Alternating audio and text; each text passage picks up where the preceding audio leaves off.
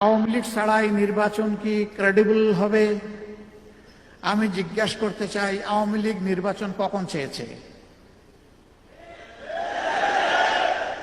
14 সালে 154 আসনে বিনা প্রতিদ্বন্দ্বিতায় পাস, অটো পাস, ট্রাইবেকারে গোল। 18 সালে ধৈর্য ধরতে পারে নাই, দিনের বেলা পর্যন্ত অপেক্ষা করতে পারে নাই, রাতেই খালাস।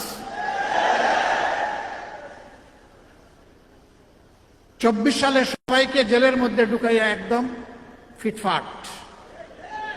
এখন ক্যান্ডিডেট খুঁজে পায় না কন্টেস্ট করার জন্য, দামি ক্যান্ডিডেট, দামি পার্লামেন্ট, দামি মন্ত্রী পরিষদ, দামি প্রধানমন্ত্রী, সবকিছুই দামি। যারা নিজেরাই নির্বাচনে বিশ্বাস করে না, তাদেরকে আবার আপনি নির্বাচনে আনবেন কিভাবে? তারা তো নির্বাচন চাইলে তাদের আমলেই নির্বাচন দিতে পারত। তাদের তো জনগণের উপরে কোনো আস্থা নাই, এই জন্য নির্বাচন দিতে সাহস করে নাই। আর সাহস করবে কিভাবে? সমাজের কারে বাকি রাখছে, কার উপরে জুলুম করে নাই। 13 সালের ঘটনাগুলো আপনাদের সবার স্মরণ আছে। জামাতে ইসলামের কথা আমার ভাইয়েরা বলে গেছেন, আমি আর দ্বিতীয়বার বলতে যাচ্ছি না, আপনাদের ধৈর্যের বিচ্যুতি ঘটবে এই আশঙ্কায়।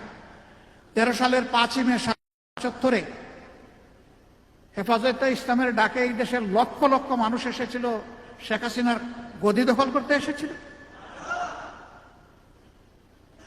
তারা কয়েক দফা ন্যায্য দাবিতে এখানে এসেছিলেন।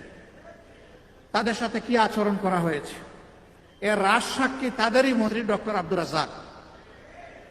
এই স্বৈরাচারের পতনের মাত্র 4 দিন আগে সে বলেছে, মনে ভুলে যাবেন না শাপলা চত্বর রাত 12টার পরে সাফ। এইভাবে উপবাস করে বলে নাই? কি সাফ করেছিল?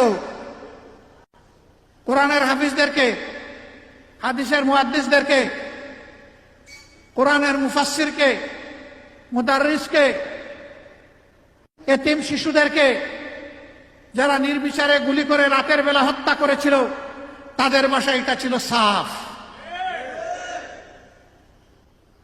কতজন বনি আদমকে হত্যা করা হয়েছে আজও জাতি জানতে পারল না, জানতে দেওয়া হলো না।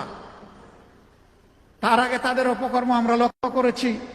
ক্ষমতায় বসার মাত্র 2 মাসও হয় নাই, 2009 সালের 10 জানুয়ারি তারা ক্ষমতায় বসেছিল, আর 26 এবং 27 ফেব্রুয়ারি পিলখানায় তারা এরকম আরেকটা সাফ করেছিল।